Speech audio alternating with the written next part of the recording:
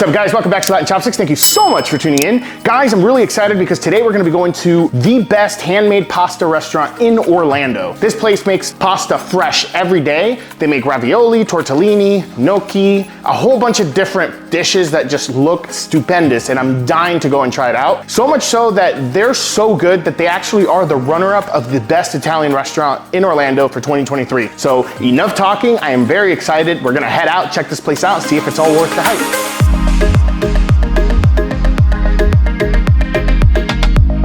All right, guys, awesome. So we are here, we made it. This place is really nice, it's really small, really elegant, but I'm really excited to see what the different options are for their pasta. Their menu is this small, it is actually like a leather cover on it.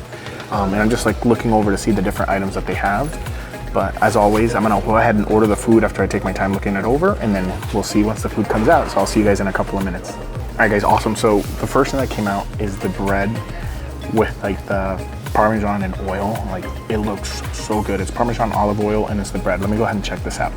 So you have these beautiful large pieces of sourdough bread, nicely freshly baked in-house. You have the oil here and you have Parmesan at the bottom. We did mix it up so all the Parmesan did sink, but we're gonna go ahead and just get this here. We're gonna dip it in a little bit. Just get a little bit of the excess out. Let's go ahead and try this baby out.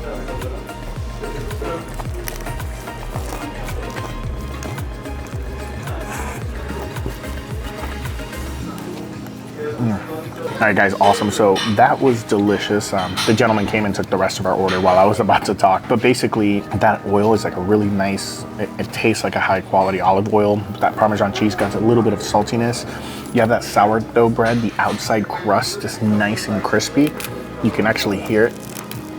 Oh man, it's nice and thick, so it really does suck up that olive oil quite well. It is a great way to start this experience. All right, guys, awesome. So the next thing is out. Let's go ahead and show you guys this. This is one of the antipasti, which is one of the appetizers. Technically a charcuterie board, but for them it's called the clothesline, and you guys gotta see why. All right, guys, so this here is the clothesline. So you have freshly cut prosciutto. You have, I believe that's fresh mozzarella cheese. You have Parmigiano Reggiano, you have Genoa salami. I mean, this looks delicious. We're gonna go ahead and dig into it right away. And then one correction that I'm gonna do, check this out. This right here is fresh burrata cheese with some pesto, some special pesto. So we're gonna go ahead and just cut into it. Oh my goodness gracious, look at that. That is beautiful. Oh my goodness, I can't wait to try this. Let's go ahead and get a little bit of this cheese here. Let's try that out.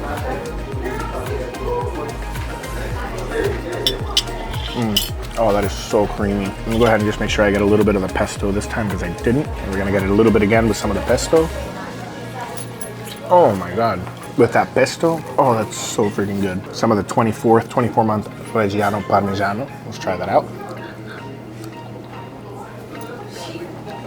Really good, really sharp. No, it's not sharp. It's like creamy and almost nutty. Oh man. Next we're gonna try is the boletane onions. These are beautiful, cooked sweet onions. Let's go ahead and try this out. They look like little grapes. Slight acidity, slight sweetness. That is amazing. It cuts through the richness of some of the other things that you're having. Oh, next thing we're gonna go ahead and try, it's gonna be Italian olives. There's a seed in it, so be careful when you guys bite down into these. Not quite as strong as the regular green olives, but you still get that delicious acidity that comes from the olives. I don't know if it's acidity or bitterness, but pair it with some of the cheese and some of this delicious, thinly cut salami. That's amazing. A delicious, sweet Italian tomato. Nice and creamy. There's a little bit of vinegar in it. Oh man. And the last thing we're gonna dig into, delicious, freshly cut prosciutto. Let's try that out.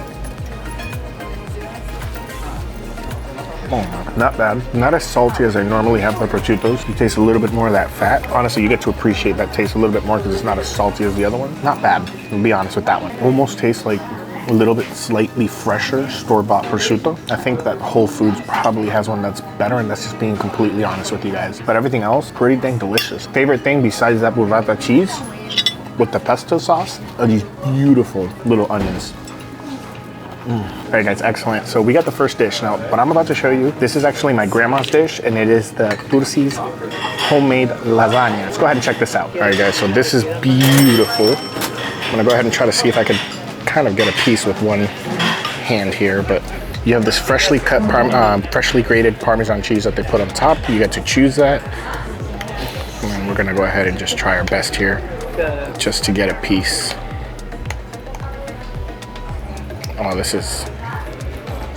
there's some strong cheese. There's bechamel sauce in there. You have their bolognese sauce. Look at that cheese pull. Oh my goodness gracious. Let's go ahead and try this out. All right, here we go. Oh my God. I'm gonna try to cut this properly because I got a lot of cheese out of that bite, but the flavors on this thing is amazing. All right, guys, a little bit better of a bite.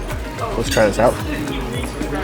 Oh my goodness, cheesy, salty, beautiful bechamel sauce. You have that Parmesan, you have that delicious actual lasagna dough that's so delicious. Some of the edges are a little bit crispy from the oven. It is cooked inside like this clay pot, so you have this amazing outside of it. You get nice and crispy pieces when you try that out. That is amazing. All right, guys, the next one that we're trying out is my wife's pasta, and this is the king mushroom parpatel. Let's go ahead and try this out. So it's a creamy mushroom sauce, nice thick cut, homemade, handmade pasta.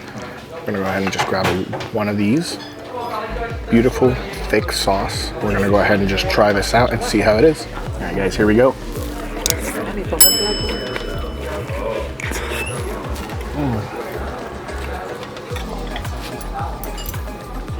That is really good. Noodles cooked perfectly al dente, nice and thick, but the mushroom flavor of this. That is genuinely the star flavor of each bite. All right, guys, so the last one is mine, and this is also a parpatel. It's very similar to my wife's, so mine is green with some ragu, homemade ragu sauce, so check this out. You have some beautiful Italian cherry tomatoes. Actually, these aren't cherry. I think these are actually, not 100% sure, I can't remember the name right now, but it has like this beautiful sauce with like delicious shredded beef on it. Let's go ahead and just try to get a little bit here. See if I can roll one up. Get a little bit of that meat if possible. And let's go ahead and try this out. And then the restaurant's really small and I have a party next to us, so I'm trying not to talk very loud, but let's go ahead and try this out. To be honest, not quite as flavorful as the king mushroom one. I would say the tomato is the star of this, but the pasta, the quality of the chew of the pasta, the al dente, that is absolutely delicious. All right, guys, awesome. So right off the bat, everything was delicious. My pasta, the one that I got, the one that was like the green with the ragu, I would say order anything else. It was a little bit bland. The more I kind of started chewing it and the more like I got used to eating it, it's not as good as I initially thought, just because I was really hungry. And I just wanted to make sure I'm clear with you guys, especially after trying my wife's pasta, the one with the king mushroom. That is one of the best mushroom pastas I've ever had in my life. The lasagna was really good. It was literally almost cheese. I don't think there is any meat, and if there was any meat in it, I didn't taste it. It was delicious, but it was just a cheese lasagna. But now, one of the things that I've been waiting for the most are the desserts here, and we ordered two to try them out. We ordered Nutella cheesecake, which sounded amazing. Right now I'm looking at it and it looks like a regular piece of cheesecake with literally Nutella slathered on top. That's it. Hopefully I'm wrong once we try it, but I think that's all it is. So let's check that one out first. And this right here is like I was mentioning. See, it's a little disappointing. I'm gonna try it out to see if it's worth it, but it looks like it's just literally a cheesecake with Nutella on top slathered on. So let's go ahead and try the tip. I do like that it's thawed out, so it's gonna be nice and creamy. Let's go ahead and try this out. Before I even try this, one concern that I have is Nutella is really sweet. You mix it with cheesecake, I'm scared there's gonna be like a sugar explosion, but let's go ahead and try this out.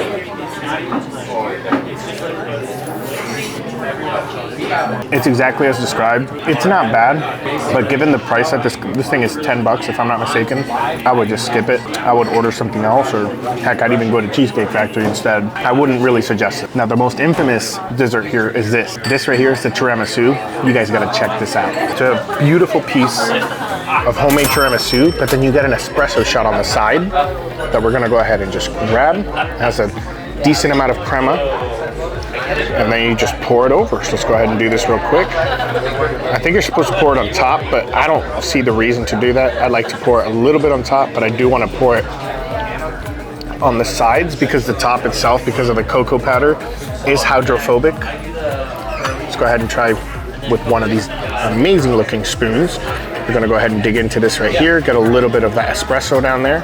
should balance out the sweetness of this tiramisu. The nice sponge cake on the bottom absorbed all that espresso. Let's go ahead and try this out. As you guys know, tiramisu is my favorite dessert, so I'm really anxious to try this.